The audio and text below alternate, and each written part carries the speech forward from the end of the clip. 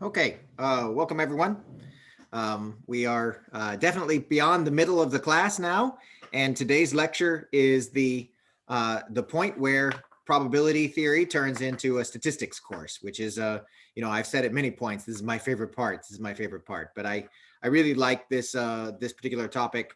It's the central limit theorem. It is without a doubt the single most important result in all of statistics, and that's probably conveyed by the name. And I just want to say a few words, though, before we get started today about the quiz.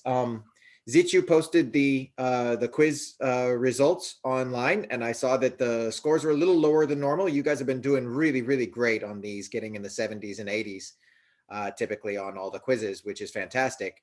This one dropped a little bit down into the 60s. Please go back and review the solutions on those. They were, three problems that I think are, the most irrelevant one was probably this coding process with nanoparticles, but even that one looks somewhat like chemical engineering relevant stuff. You may not have recognized the relevance of problem one, where you use the fundamental theorem of calculus and the variable transformation results that we learned for joint distributions. But that is actually also really quite useful. You will hear a lot of people talk about Monte Carlo simulations. And in Monte Carlo simulations, you basically turn a random number that the computer generates between 0 and 1 with a uniform distribution into any other distribution that you would like to generate. And so that framework is really one of the sort of core fundamental ideas behind Monte Carlo simulation that you guys worked out in problem one. Of course, it gets a lot more complicated than that in practice, but that is really, I think, representative of the central idea behind Monte Carlo methods. Number two was using Gaussian statistics. You won't escape those. If you walk away able to do one thing in the course, I hope it's to be really, really good with Gaussian statistics and the central limit theorem. It will be useful no matter what direction you go. So make sure you learn how to do number two, use the z-table, convert variables into standard normal variables, and make quantitative estimates of probabilities. And number three was, of course, about turnover frequencies and catalysis. And hopefully some of you will. I'm biased, but hopefully some of you will go in that direction in the future and work with kinetics and catalysis.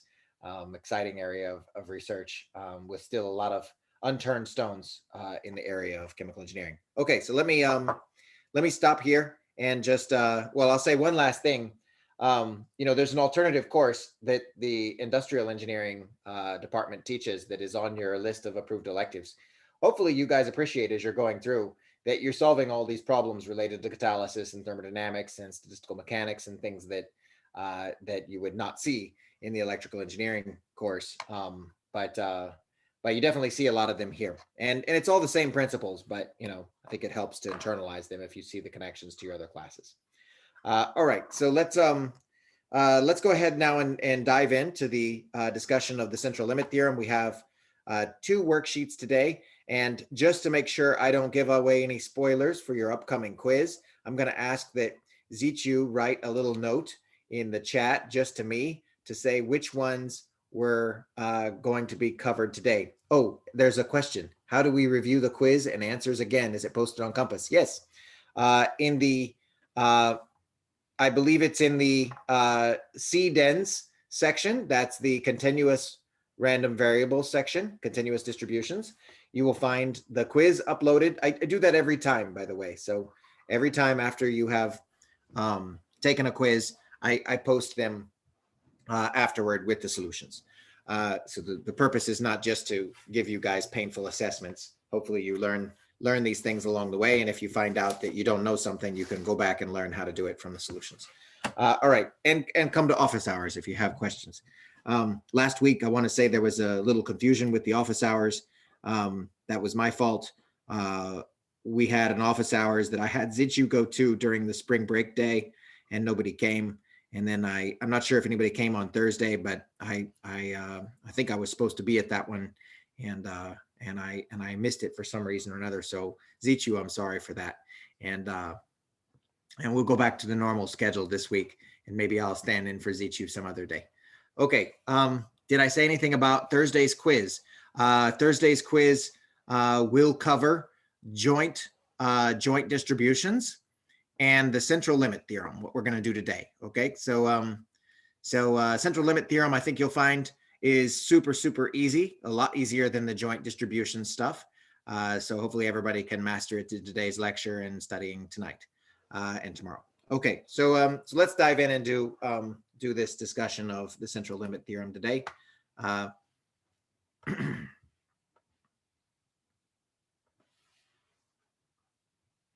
right, I'm connecting here.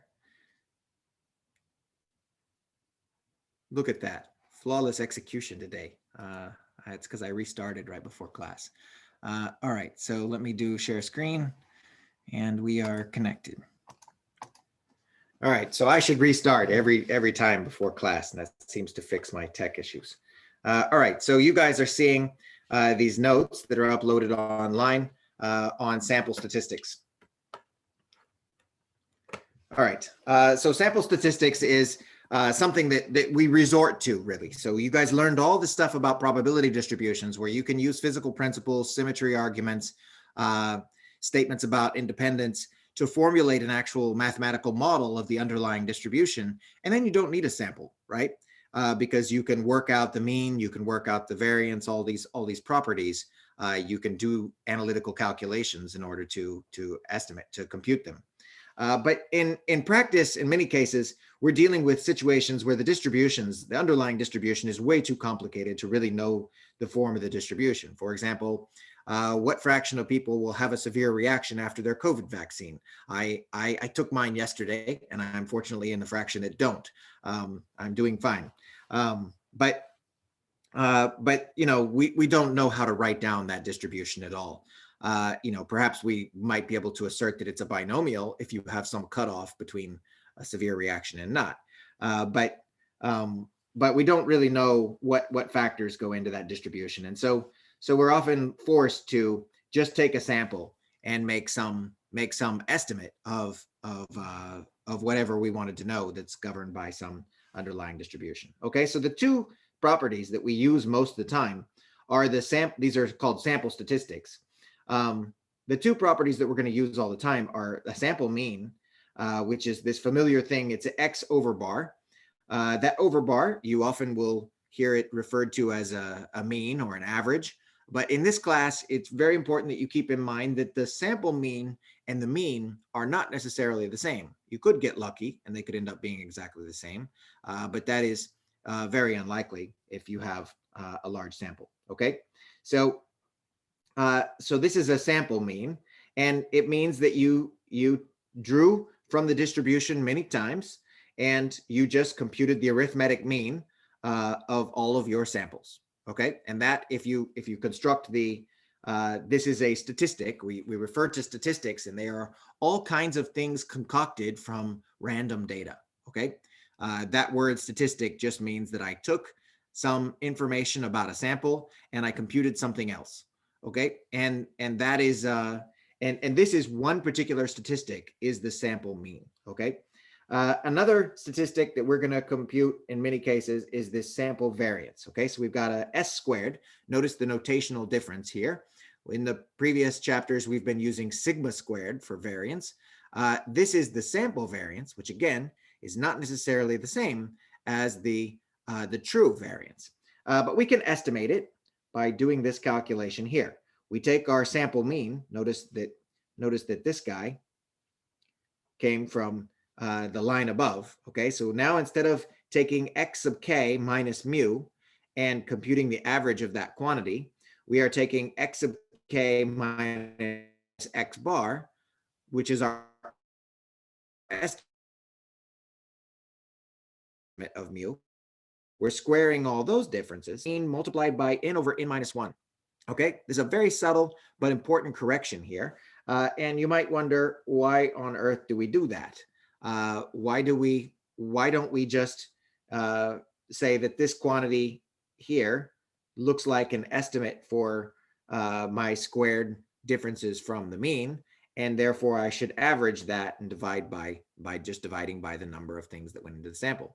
Well, you know, I think that you can intuitively understand why we need a correction, because by construction, the sample mean is closer to the center of your data than the real mean, because the sample mean is the center of your data.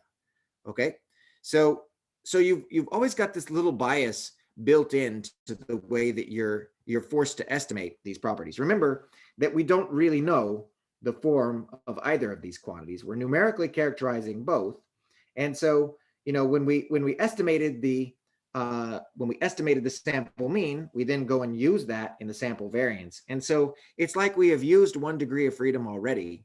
And that 1 degree of freedom shows up right here. Okay, so I'm getting carried away with my annotations. Let me erase all of them here. All right.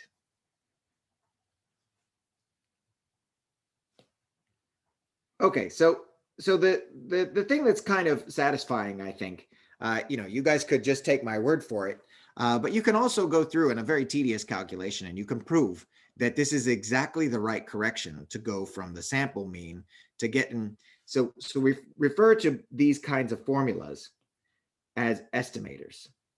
Okay, so you take data, you do something with it, you do some calculations with it, and in this case, the procedure is an estimator for the mean. Okay, so we could also write that there's a real mean, mu sub x, and we put that hat over it to indicate that x bar is an estimator for the mean. Okay, so this little hat means that it's not the real mean, it's an estimate for the mean. And there are many ways you could estimate that mean. You could give the 5th data point a weight that was 100 times bigger than all the other data points, and you would still have an estimate for the mean, but your intuition would probably tell you that it's not a very good one.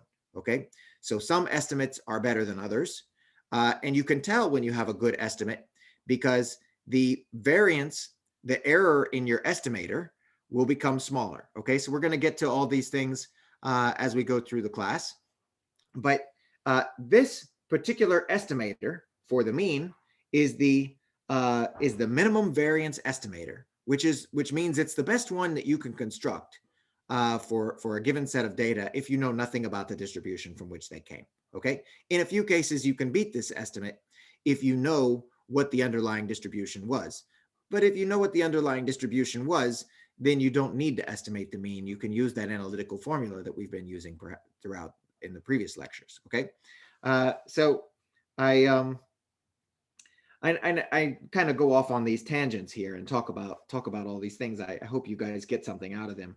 All right, so the sample variance is another estimator, and in this case, the sample variance we would write is an estimator for the real variance. Okay, I should maybe make this a little smaller, huh?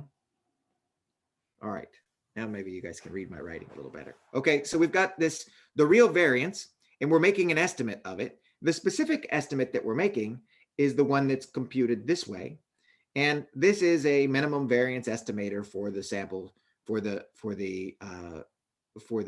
variance, the true variance. Okay, but this is giving us the sample variance. It's still not perfect. Okay, so we still have to distinguish it from the real one. All right, so let me say a little note about your quiz. On your quiz, I know there's one problem where you have a quantity that has this little diacritical mark over the top, and I don't want you guys to get confused. So I have just told you that the little hat above this quantity means that it's an estimate. But we also use, for example, a specific volume, for example, a V hat, to mean the volume per mole. And you have a quiz question that has a variable like that. When you see the little diacritical mark over the top, whatever quantity appears in your quiz with a hat over the top, it doesn't have anything to do with estimators and determining the best one. Okay, so just treat it like a parameter of the problem that has to do with a per unit quantity. Okay, so why do we have 1 over n minus 1 and not 1 over n in this formula? Specifically, you probably expected this to be a 1 over n, to compute a standard arithmetic average, and yet that's not the optimal thing to do. Okay, so you start with a sample of n points and you compute this sample mean, and you have, once you specify the n individual data points and the sample mean, you now have just n minus 1 degrees of freedom. That is to say that there's a linear dependence established now that, knowing all of these things, I know these add up to 0, right? You've seen this stuff in linear dependence and linear independence before. So I actually can't specify all of these things independently of each other. So we've already specified one last degree of freedom.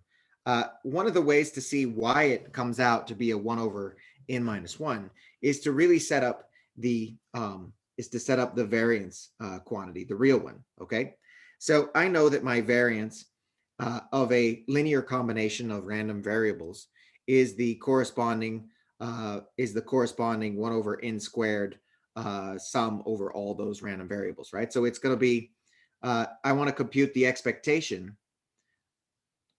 I want to compute the expectation value of this quantity, right? This is the real variance.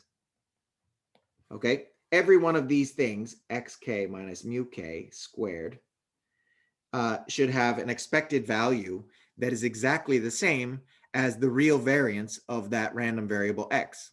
Okay, they all come from the same distribution.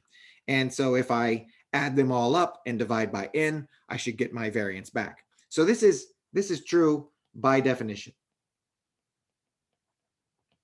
Okay, and the rest of these steps are thinking about how can we break this and introduce this sample mean idea, right? So here there's no sample mean. This is the real mean. And what we're going to do is rewrite that term that's being squared as xk minus x bar. This is my sample mean now has entered the calculation. Now I have to add the x bar back and subtract the real mean again. Okay, so what you see is that there are two contributions here. There's one that has to do with how far the individual data points are from the sample mean. And there's another contribution that has to do with how far the sample mean is from the real mean. Okay, and if you account for both of these two terms, is a very long and tedious derivation that takes like a whole day of going through, not the whole day, it takes maybe an hour or two to go through all the math and get to the end. But what you find is that the expectation value of this thing SES squared multiplied by n minus 1 over n is the same as the actual value of the variance, okay? And that means that if I go through and I figure out, okay, what should I do then to take this s squared quantity, I can basically undo this correction then. I can multiply by an n over n minus 1, and when I do the s squared calculation, and it will give me the actual estimate for the sigma squared. Okay, so this is the derivation basically for why this thing appears in here. It's as though we started with a 1 over n minus 1, and the correction gave us an n. The correction gave us an n over n minus 1 multiplied by that when we went through and worked out these expectation values. Okay, so I'm cutting some corners here going through a formal derivation of this, but it can be exactly shown that this is the correct construction for the estimator for the real variance is this s squared formula. All right, hopefully that's somewhat useful. I always like at least knowing where these things come from, even if I don't go through all the details. Okay, so this is the this is my estimator for sigma hat squared, and this is my estimator for mu hat. Okay, well, this is my estimator for mu, and because it's an estimator, I call it mu hat. Same thing for sigma squared. All right, so let's now learn the central limit theorem. So we know that the expectation value of s squared is equal to the sigma squared, and the expectation value of x bar is equal to mu x. But we know that if we collect data multiple times, we're going to get a different s squared and a different x bar each time we do it, right? We won't get the exact same data set every time. And so the mean, our estimate of the mean, will be different every time. Okay, so here is this discussion of properties and estimators. Notice the notational switch is just a little diacritical mark over the top. And And you guys can recognize those and know what I'm talking about as you read the notes. Okay. Now the central limit theorem says that if we start with a random sample of n data points, okay, so we have random variable x comes from some distribution, and we sample it n times.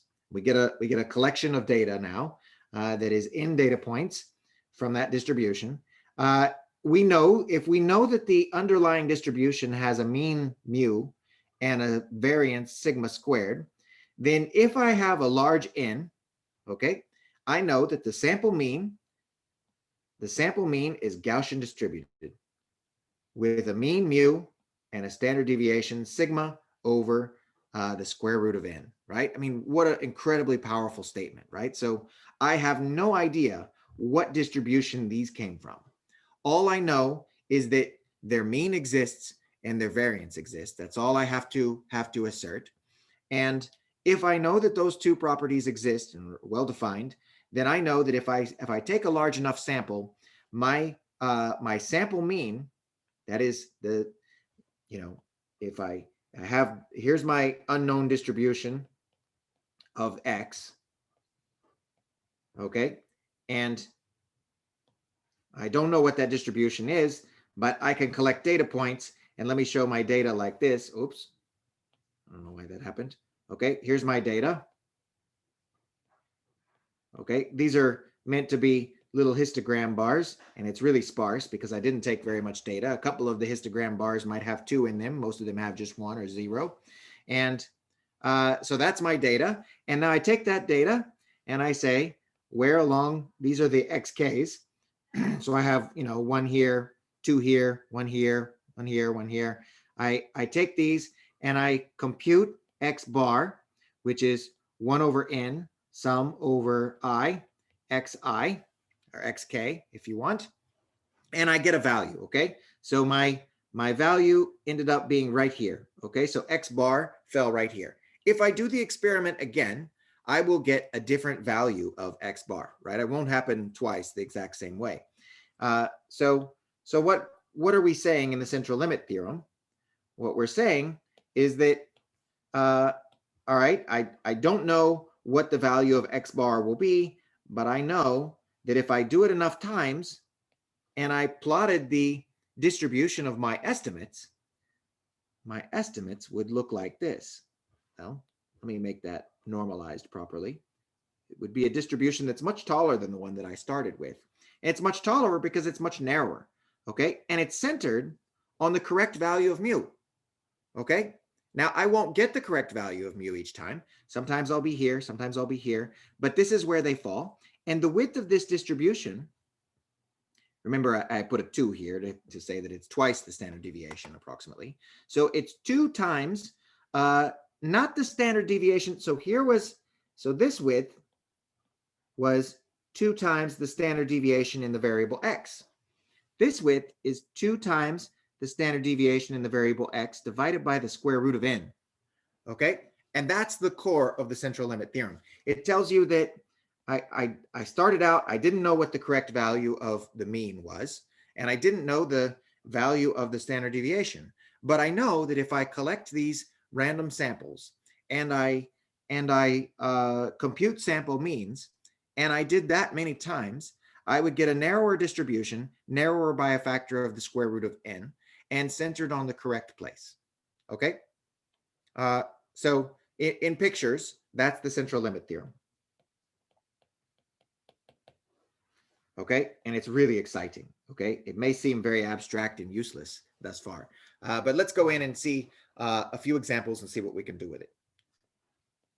All right, we're gonna do this example first. Okay, so x1, x2, xn, these are from an exponential distribution with parameter lambda, okay? What is the probability that my sample mean drawn a whole bunch of times will give me a value greater than a over lambda, where x bar is the sample mean, okay? So pretty abstract question here. Let me draw some pictures so that everybody's with me. So I have an underlying distribution, which is a exponential that looks like this. I don't know I maybe don't know its parameter, but if I did know its parameter, I know that it would be right here, right? 1 over lambda would be this point like this. Okay. All right. So 1 over lambda we know should be the mean, but maybe we don't know the value of lambda and we need to estimate it somehow. Knowing the central limit theorem is really going to help us do that. So what we're going to do is draw in samples from this distribution. You know, quite a few of them will come out over here because there's a lot of area there, but the ones that come out from over here are going to be about the same in number, and they're way out to the right. Okay, so they skew everything out towards this 1 over lambda part. Anyway, so this is my form of my distribution. This is its mean, and this is its variance, okay? For an exponential, we have 1 over lambda and 1 over lambda squared for the mean and the variance of an exponential. Okay, so now I know that if I take these samples that I construct like this, and I compute the sample mean for a large collection of them, I know that this sample mean, 1 over n sum over k, x sub k, where every x sub k is drawn from that exponential distribution, I know that that will come out to be Gaussian, and it will have a mean that's the true mean, and it will have a variance that is the original variance of the exponential distribution divided by n. Okay, so this is using the central limit theorem. All right, so now I can answer the question without going through, and in principle, I could sit down and I could take the joint distribution for n exponentially distributed variables and think about the boundary in space where things are larger than this a over lambda threshold when I add them all up, and I would have a mathematician's thesis to write in order to solve this problem.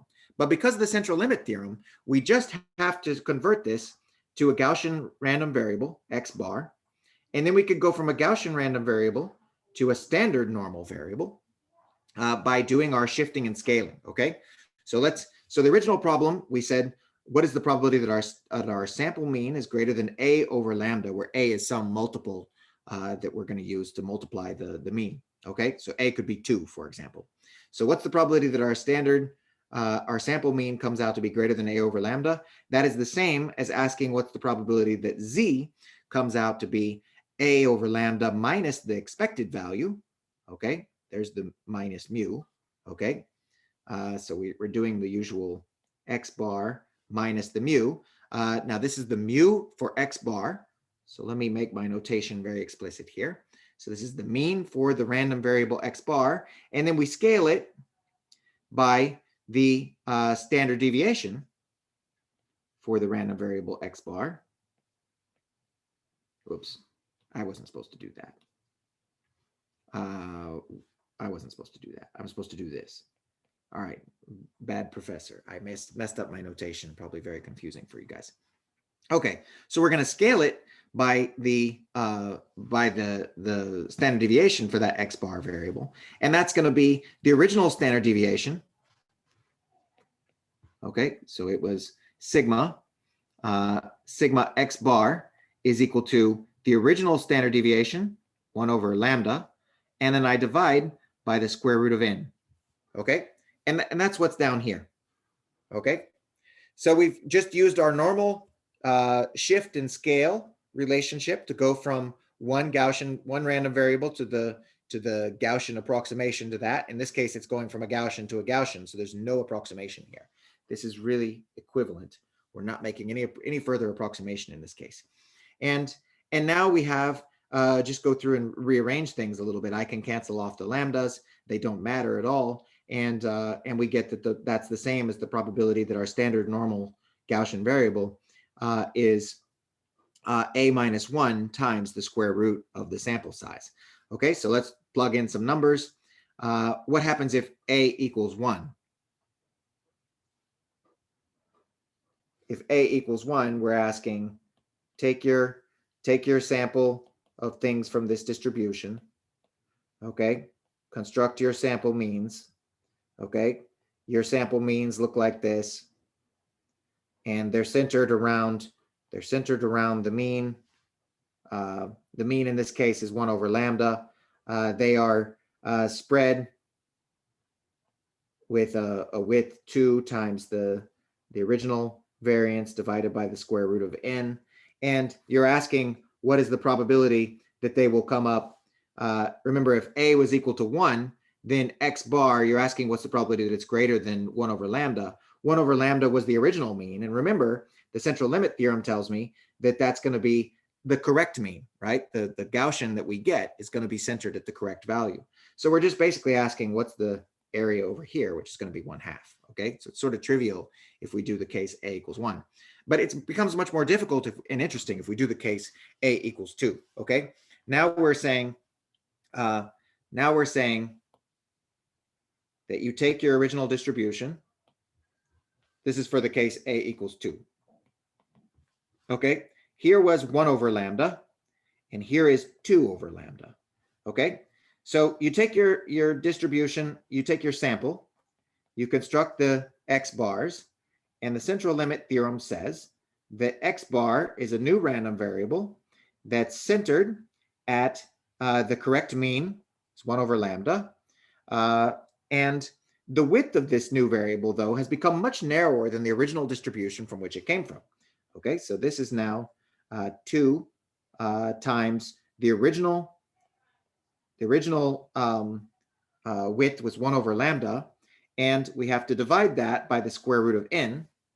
Okay, so you can see that the narrower, so here's 0 over here, here's 2 over lambda over here. That when I let A equal 1, A equal 2, that's 2 over lambda, our threshold. Okay, and you can see that as I get more and more data, it's going to pinch this narrower and narrower and have smaller and smaller probability that we're out here. Can you guys see what I'm doing? So, you know, if I was live in a classroom, I think I would be able to see if you guys were following my work here. Okay, so the more and more data now is going to make that tail smaller and smaller. Okay, so we can indeed go in and with A equals 2, we can go in and work this out, and we get that this comes out to the probability that Z is greater than the square root of n is the same question here. So this is maybe not obvious, but this is just plugging in that formula with A equals 2. All right. And what you see indeed is that when you take a sample of size 4 from the original exponential, you already have a very small probability of landing more than the square root of 2 away from 0 in your standard normal. When you have a sample of size 3, of size 9, it's becoming vanishingly small. At size 16, you're able to really say that you're confident that your new estimate will be within this bound, right? So this is an important idea that we're going to see a lot of. This number represents a confidence. This is a confidence that your X bar is not bigger than 2 over lambda. Okay, I know that it should be 1 over lambda, ideally, but I also know it's going to be scattered around that value. And without knowing what the lambda is going to be, I can just look at my sample size and say, I am sure I took enough data to say that it's not bigger than twice the real value. Okay, at least with this much confidence I can, and that's pretty good, right? The probability that would happen by chance is really small. So we would look at this and we would say I'm 99.97% confident that this is true. Okay, and you can say that without knowing the value of lambda, right? So this is the power of the central limit theorem, and you can do all kinds of things with your data analysis to ask how much more data should I take, for example, to be much more confident in the result that I'm claiming. Okay, and that's the nature of this estimate here. Here we're supposing that you've already done an estimate by sampling 25 data points, and without saying anything about the which we can only do with the central limit theorem, we're going to say how much smaller would the uncertainty be in your estimate of the mean if you had taken a sample size of 100. Okay, well, these are cooked. These are 2 perfect squares, and so their square roots are going to be very easy. But here's what we got, right? Using the central limit theorem, we know that our estimate of the mean is the real number plus or minus the real standard deviation of the underlying random variable x divided by the square root of 25. Okay, if we had, that's when we used n equals 25. If we had used n equals 100, then we would have gotten the estimate is equal to the real value plus or minus the standard deviation of the underlying variable divided by the square root of 100. Okay, so you see here we're dividing by 5, here we're dividing by 10. All right, so our confidence interval is shrinking because we've taken more data. So, you know, I think people sometimes think my confidence interval should be big because it sounds like I'm confident. A big confidence interval is terrible. It means that I can't tell, in order to be confident, I have to allow the answer to be anywhere, right? What we want are narrow confidence intervals, okay? It's a bit counterintuitive. If you have narrow confidence intervals, you're able to say that your result is within this narrow range. So you're able to say something precise about your results, okay? All right, so this is the result here. It basically says that we have half the uncertainty when we take a sample size of 100 than we did when we took a sample size of 25. Okay, so you can see that it's costly to get narrower and narrower confidence intervals. To really pin down a random variable's value or average, you have to take a lot of data. It goes as this 1 over square root of the data set size. All right, so, and no matter how much data science you do in the world, you can't get around that. Okay, so this there's a lot of hand wavy stuff that happens in those fields, and there are also people who use this stuff in those fields. And this is the real story. Okay, if people try and tell you could do better than this, look carefully. All right, so I am unable to move my screen now. Okay, so I'm going to go back to here. Actually, I think that's a good stopping point for us. Let's take a little break, 2-minute break, and Zichu will have a worksheet ready.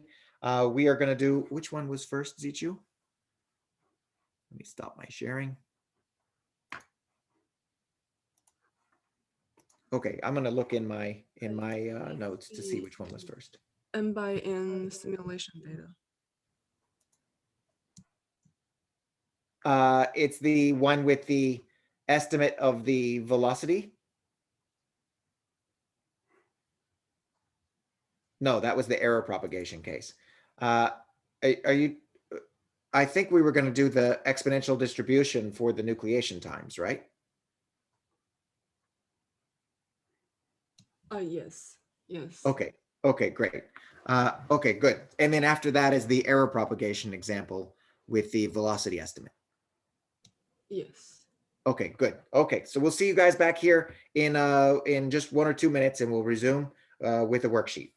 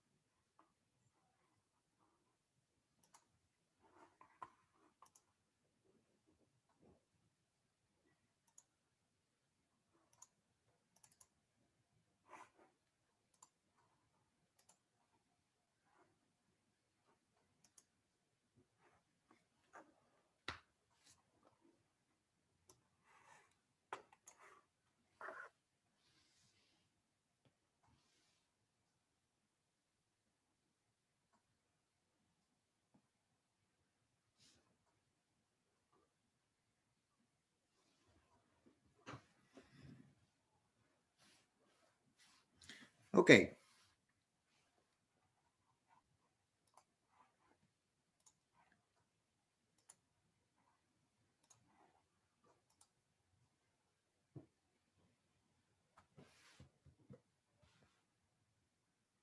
Hopefully it shows my screen here. I'm trying to resume.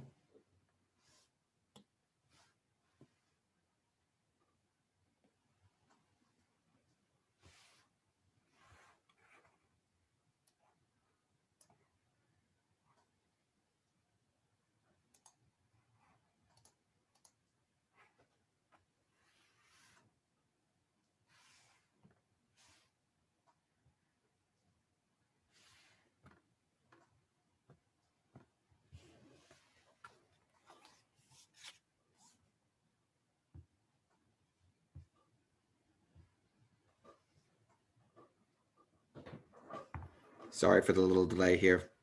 My restart apparently expired.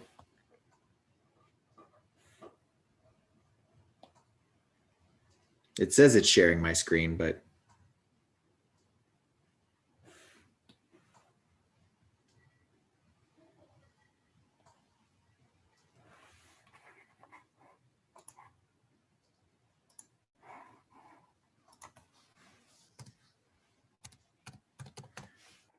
all right, so let me go ahead and start talking about it. I think you guys can see it in the Prairie Learn exercise, right? So you have this basically a simulation experiment that is described there. People actually do these calculations a lot. So you know, one person in my field, Greg Rutledge at MIT, does a lot of this. So they run brute force MD simulations, and they wait until nucleation happens. And every time they see a nucleus form in their simulation box, so for example, you run supercooled water and it wants to form ice, but it takes a very long time to form that first nucleus. And so what they do is they run a supercooled water simulation, and they have order parameters, ways of telling when having the computer detect when a little tiny embryo of an ice crystal has formed. And as soon as it crosses some threshold size, they say that's a nucleation event, and they record the time, okay? And then they do this many times, maybe 10, 20 times, and they take their estimated waiting times and they construct something called the mean first passage time. And it is, you know, just as the name would suggest, I have no idea why I lost my ability to screen share. All right. Here, I'm going to go through this the other way. We'll just open it up this way. All right, I think you can see it on my PC now. Okay, so this is the problem statement. So theoretical analysis, we know, say that there is an underlying per volume per time nucleation rate J. Okay, so if I make this big, you can see here this is an exponential distribution, right? This is an exponential distribution of waiting times, and the quantities that live in here are the V. I can't highlight that, it seems. And you guys can't see what I just opened. All right, so the quantities that live in here, the V is the volume of the simulation box, and the J is the per volume per time nucleation rate. That's the really physical thing that doesn't matter. You could use this for scale up, for example. And the T is the time that you waited for the first event to happen. Okay, so this should follow this exponential distribution. And what they want to do is to know the simulation box volume, know how long they waited, and pull out the value of J. Okay, of course, you won't get the same value of J every time, or you won't get the same value of time in every simulation. And so the value of J, your estimate of J, then becomes a random variable itself. So you want to try to minimize that by getting a very precise estimate for the mean value of this waiting time. Now, how does it work in practice? We are going to take the mean first passage time is by definition this arithmetic mean of the observed waiting times. So you construct this arithmetic average this way.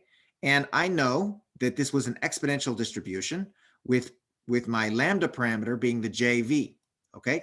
Notice that the JV plays the role of the lambda parameter here. So what I'm going to do now is I'm going to say, well, I know then that the mu, the real mean is 1 over JV. The real variance is 1 over JV squared. And now the central limit theorem allows me to make a statement about how, about what I know about the true mean first passage time.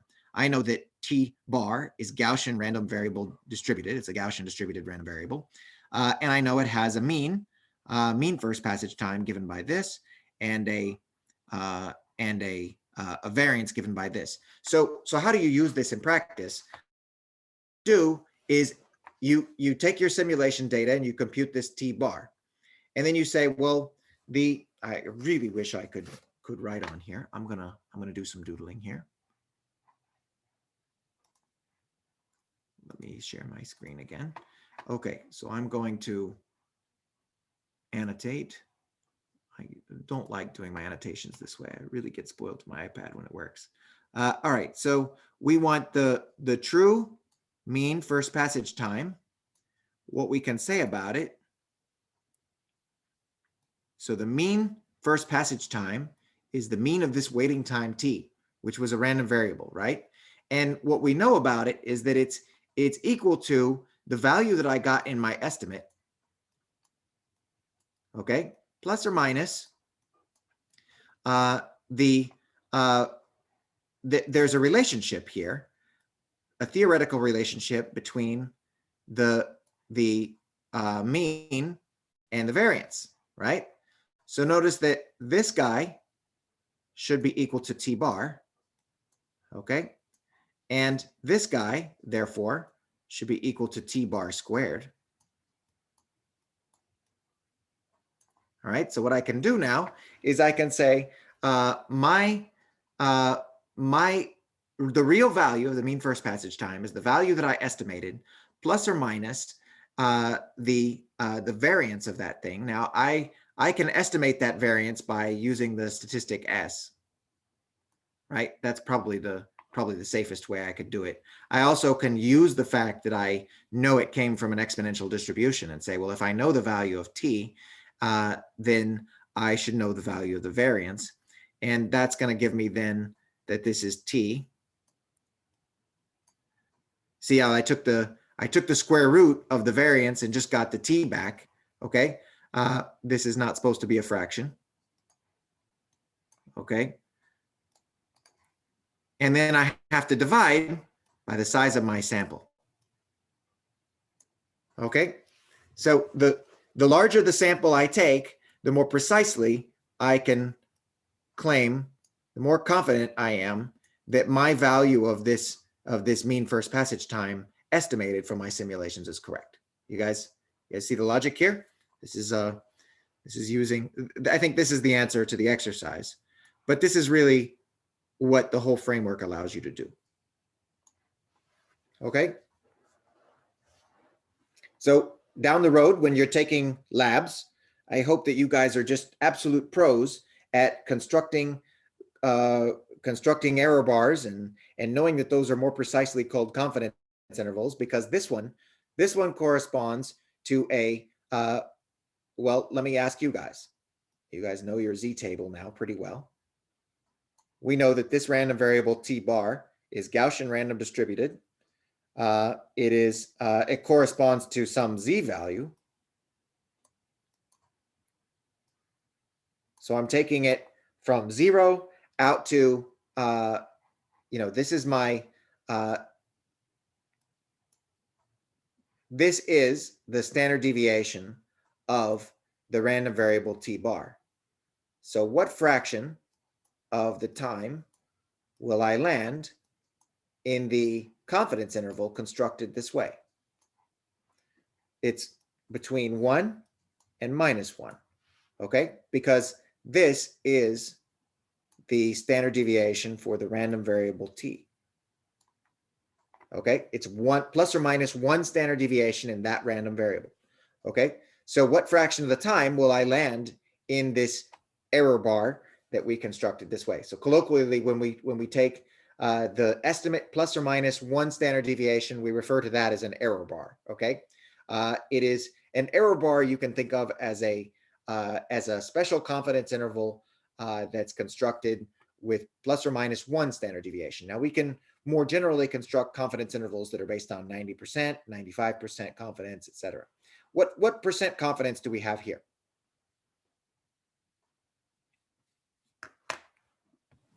Isn't it How would you- 68?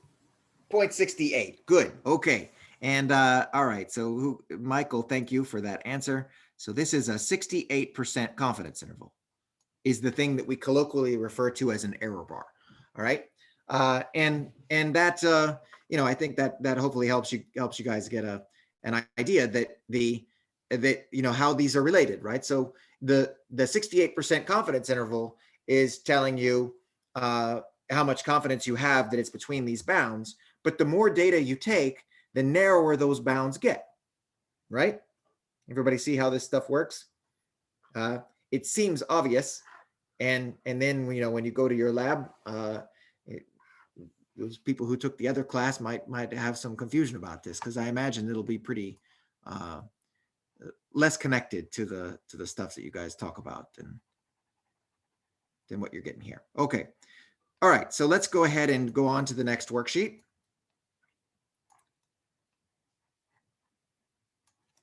All right. Next worksheet. Let me stop sharing this one. Everybody go ahead and enter their answers into that one.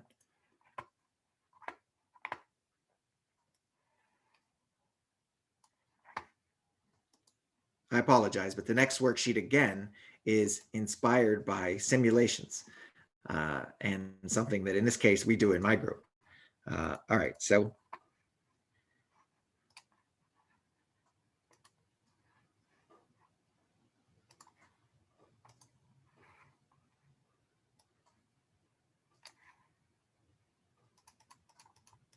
all right.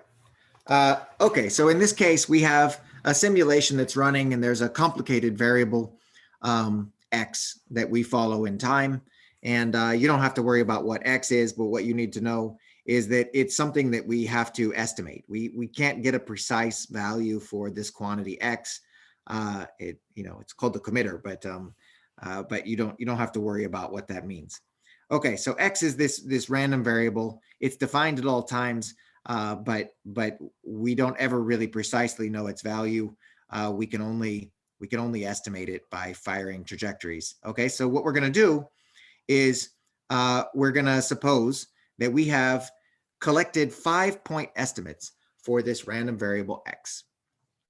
Okay, and we're going to use those to 90% confidence interval on the value of the real x. Okay, so remember, the smaller our sample is, the wider that confidence interval is going to be. Okay, all right, so let's see how this works. This is you're graduating here from the standard central limit problem to one where you're using it to construct confidence intervals pretty fast. All right, so suppose you've collected these 5-point estimates, x1, x2, x3, x4, and x5, and you're going to use them to construct this confidence interval. Give a formula or a numerical value for each quantity you use to construct the confidence interval. All right, so that's the task here. Let's go ahead and do it. Okay, first of all, what are we going for? When we talk about a confidence interval, what we really want is a statement like this. We want to make a statement about the real quantity, and we want to say it has a lower bound and an upper bound, right? So before, we had the mean first passage time was between this lower bound and this upper bound, and we could say that was 68% confidence. Okay, here we're going to show how you can construct a confidence interval for any arbitrary degree of confidence that you want, in this case 90%. All right, so that's what we mean by a confidence interval. Okay, confidence interval is constructed that way. That's what we're going for. Now the x bar, our sample mean, is 1/n times the xk, the kth estimate, so sum over all of our estimates. Okay, our sample mean is an arithmetic average of our sample estimates, of our sample set. All right, so then we know that the sample standard deviation we can estimate. Now, I don't know in this case what distribution these come from. So I can't do the trick that I did last time. Remember last time we said, well, my sample mean is T bar, and I know T itself came from a exponential distribution. And so I know how the variance of T is related to the mean of T. And I can use that to construct an estimate of the variance of T bar. Here we can't do that. We don't know what distribution X comes from. And so all we can do is use these two estimators that we learned before. Okay, so this is our sample mean and our sample variance. And you can see that we just, directly take this data and it goes into these two quantities. Okay, and then we get these two values at the end. All right, so what do we do to construct our confidence interval? Well, you've used another degree of freedom now, right? So we have two quantities here, and we used one of them to construct the other. Okay, so we've got n-1 degrees of freedom in this case, and we're going to have to remember that when we think about which t distribution to use. So I'm not supposed to be using the t distributions yet, but we will get to that in shortly. All right, so what we're going to do is take our real value lives between a lower bound constructed as the sample mean minus, so remember before I wrote this, x was equal to my estimate of x, which in this case is my x bar, plus or minus my sigma for x. Had to estimate that as well. And then divide by the square root of n. Okay, there was a 1 sitting here, an invisible z equals 1 value sitting here that corresponded to the value. So z equals 1 was here because this corresponds to the value 0.68, right? In this problem, we want the value of z that corresponds to 0.9, okay? So we would have to go to our z table, okay? I use the one out of this Triola book, and I go to my z table and I say, what value of z corresponds to 0.9?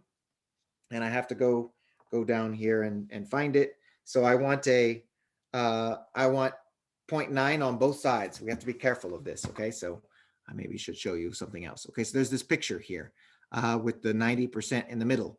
That means I want 5% to be over here. And I want 5% on the other side too, okay? So I can use my z table now, and I can look for the 0.05, when the probabilities climb to 0.05. Let's see if I can find them. 0.05 apparently corresponds to z equals minus 2.5, okay? So z equals, so this is going to be z equals minus 2.5. I'm really doing a bad job keeping my notes here. Let me put my mouse back on.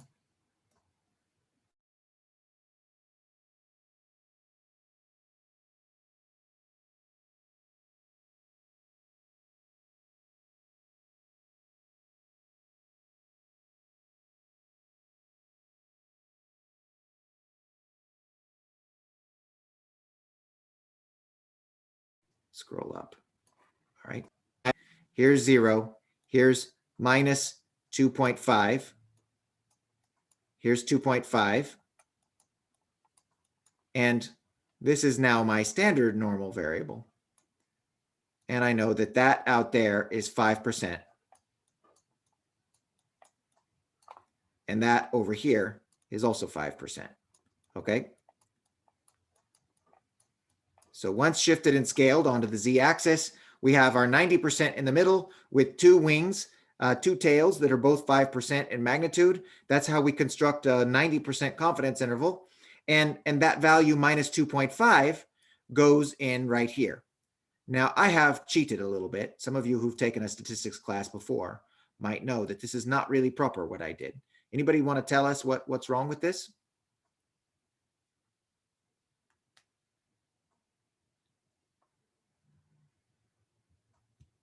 Okay, good. That means you guys are all learning things, I guess.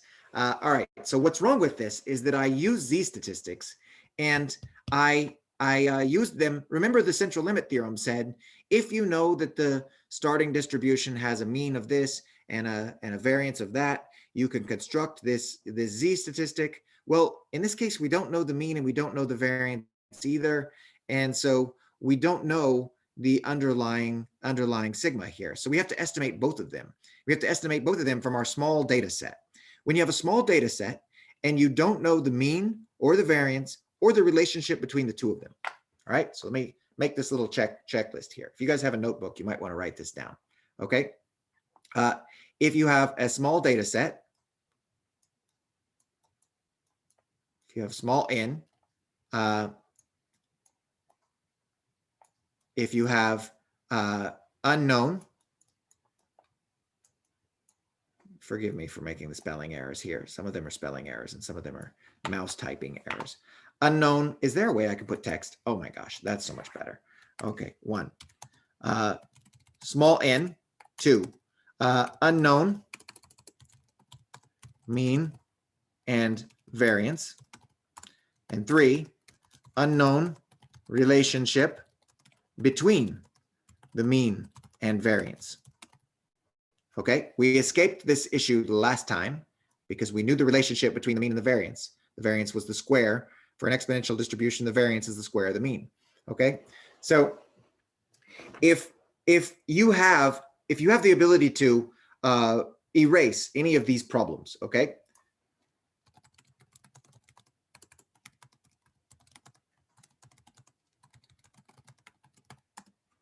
okay, so if all of these things are true, if you have a very small n and you don't know the mean and the variance a priori, and you don't know the relationship between the mean and the variance, then you should not be using Z. You should instead be using something called a student t distribution, invented at the Guinness factory. That is actually true. It's a pseudonym, student t. And this is a way of doing this statistical procedures when you have small data and you have to use it to estimate both the mean and the variance. Okay, let me write that down. Then you must estimate the mean and variance. If I could italicize that and, I would say it together. Of course, the whole procedure is estimating the mean, but here we have to also estimate the variance.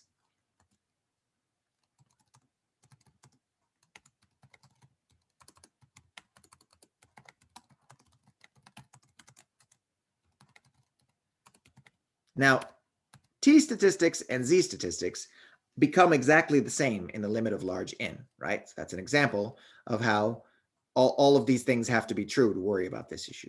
So if you have a sample of 5, which we do in this case, you really should be using t statistics instead of z statistics. And what will end up happening is that you will find that the appropriate value of t, if the value of z is 2 minus 2.5, the appropriate value of t is always going to be bigger than that, right? And it's accounting for the fact that I simultaneously don't know that my value of the mean was correct, and I used my value of the mean to estimate my variance, and so that might be incorrect too. And so the confidence interval has to get a little bigger to still be sure. Okay, and it's again a distribution that you can derive. The subject is so beautiful because many of these formulas. Did I just erase that? I did. Can I undo that? All right. Let's see if I can put this somewhere where you guys can get it. That's really, really not a good presentation, is it? How do I highlight this thing? Does anybody know how I can highlight the thing that I added? Yes, okay. All right, let me give you guys this on the whiteboard. Stop share. We'll see if this works.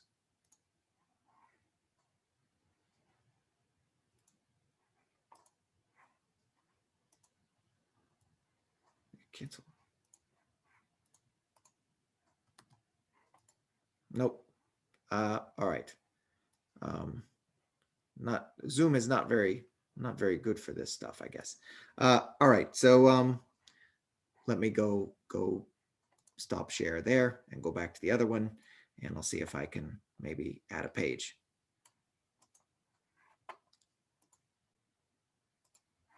All right.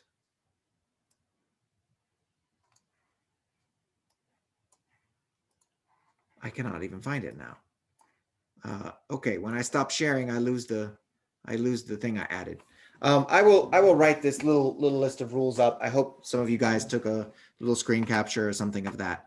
But that is a useful little guide, I think, for knowing when you need to use T and when you need to use Z. All right. So again, so we use T if any of the following. Sorry, if all. I have to think carefully here.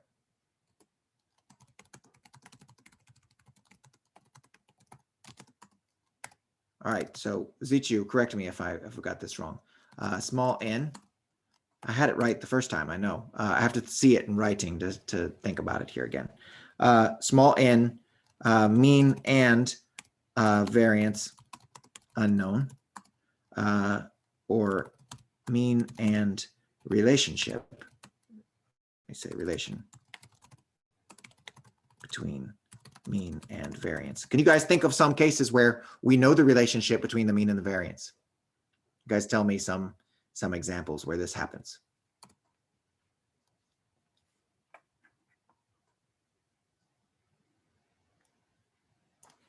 Yeah, this should be all.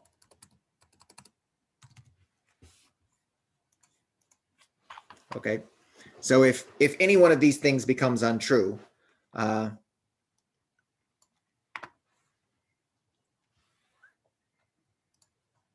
I'll write resort to T if all of the following are true.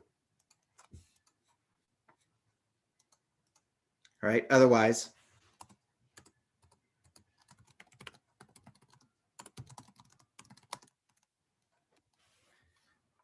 I will post that with the quiz solutions. All right, I'll put it somewhere in your notes.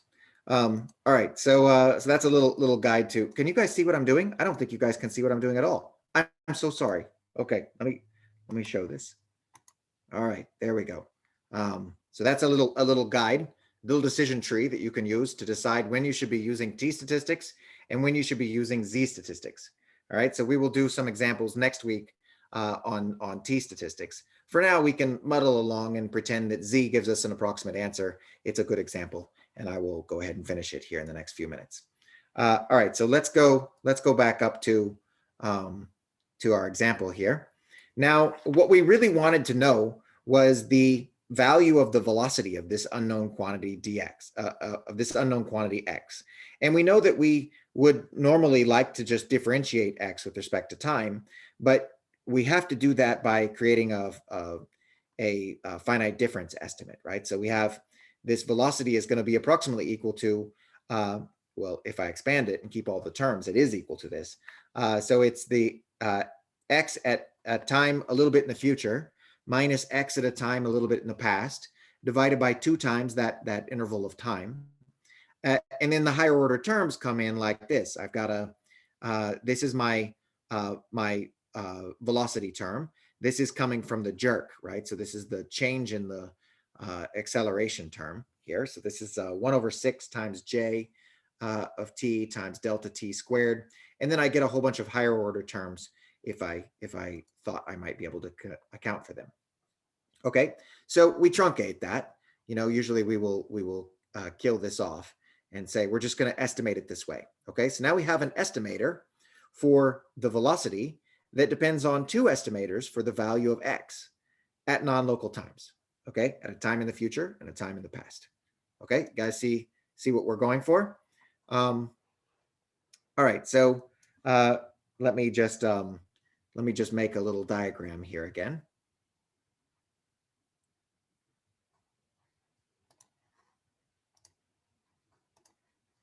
Okay, so we imagine that we've got time and x, and we have some trajectory that looks like this, but here's the problem. We only have the ability to estimate x within some confidence interval like this. and to estimate it again within some confidence interval. And so now my velocity could look like this, or it could look like this, and they would both be consistent. These are the slopes of these lines are representing velocities, and these would both be consistent with that available data, right?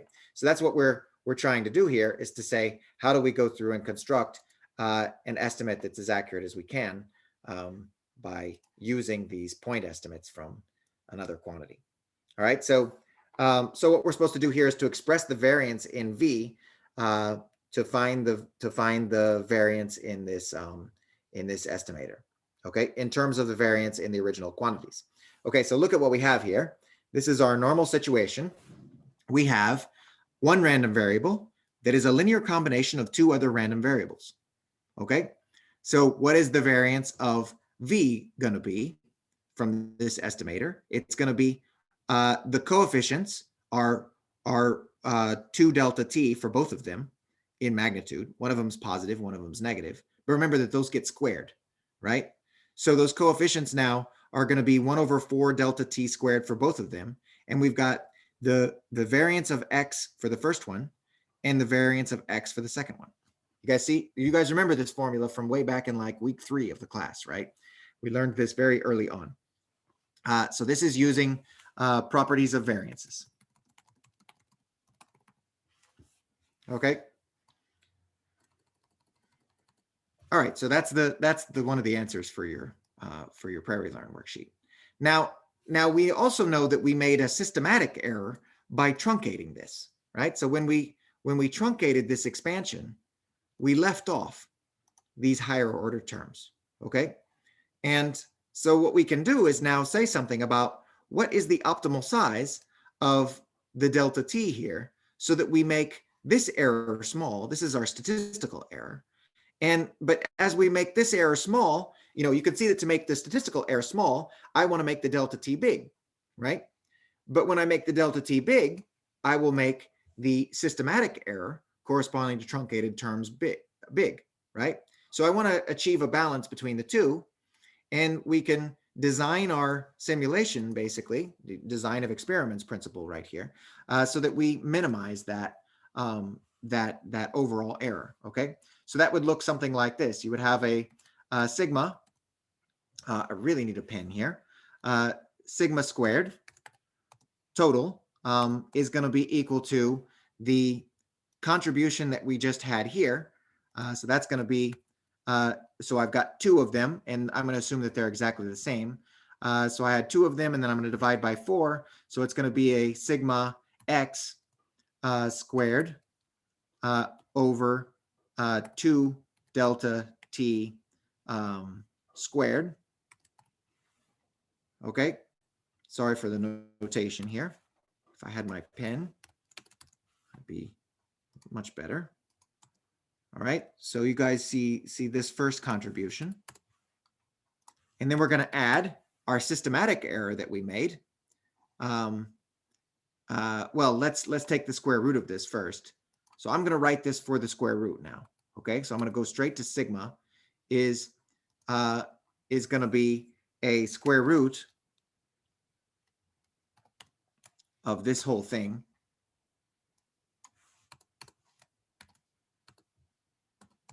plus a systematic error. This one is not a statistical error at all. It's actually the systematic part that I truncated.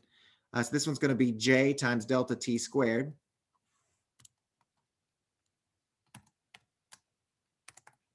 And I have to divide that one by 6. Okay. Zichu, tell me, I think I wrote down the notes here and I can't remember my answer from the other night, but tell me if I'm going along the right direction here. So we have a term that looks like 1/delta t in the first term. We have a term that looks like delta t squared in the second term. And what will happen now is that if I plot the error that I make by using this formula, the 1/delta t part becomes awful if I use a very small delta t. Okay, then I have another part that looks like the square. That becomes awful if I use a very large delta t. And the sum of the two, if I want to minimize that to get the best possible estimate of this velocity, I add those two contributions together and I find that I should be running things with this value of the delta t. So you guys all know how to find that value. You differentiate this thing and you set it equal to, differentiate it with respect to the delta t. And you set that derivative equal to 0 and you solve for that delta t optimum. And I actually don't know what the answer is. I mailed it to Zichu the other day. Zichu helped me. Do you remember what the answer was? Yeah, it should be 3. Sorry, I already typed this up in Math tab, but now I can't find the file I saved Okay, it. I'm gonna find it. I'm gonna find it. No problem. I'll just open up my email.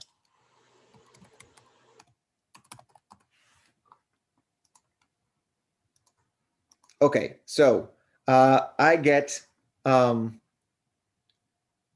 that this should come out to be 3. I get that it should be the delta t optimum should be 3 times the sigma for the variable x. Okay, that's your uncertainty in the procedure used to estimate the x's, divided by j times the square root of 2. And all of this is raised to the 1/3 power. Okay, so that's this optimum value. And hopefully that, again, provides you guys some practical context for how you can use this down the road to think about, this is for a simulation, but the same principles apply to experiments, right? You want to design an experiment that will utilize your data in the most efficient way and give you the most precise estimate of the quantity that you're trying to estimate.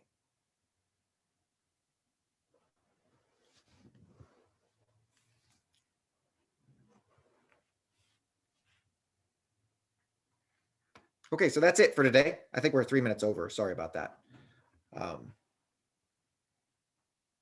So everybody, last note, everybody read chapter 7.1 in your book. It's really great.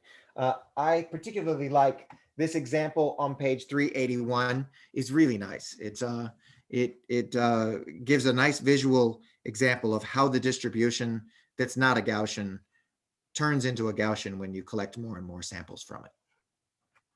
So Professor, it's all related to the central limit. Yes. does that mean then for our quiz, we shouldn't focus on 7.2, or should we focus on all of chapter 7 as well? 7.2 is, I don't think there's anything that 7.2 is kind of practice using the central limit theorem. And, it would not hurt to read chapter 7.2, but the basic ideas are covered in 7.1. And we will be doing problems that are like the ones that I've done here today, except that you will not have to use any t-statistics. Okay, so everything I'm going to ask you to do is going to be z-statistics and joint distributions tomorrow or on Thursday. Okay. Okay. And then as a follow-up, do you mind maybe posting some recommended questions from chapters 5, 6, and 7? Just because it's at least for me, it's a bit of material. Yeah, thank you. Okay, I will. Chapter 6 is, chapter 5 is the really important one. And 6 is more of a special case that he elaborates on a lot. And 7.1, again, becomes very important. Okay? So that helps focus your reading. But I will give you some recommended problems. All right, good luck, everyone, on Thursday.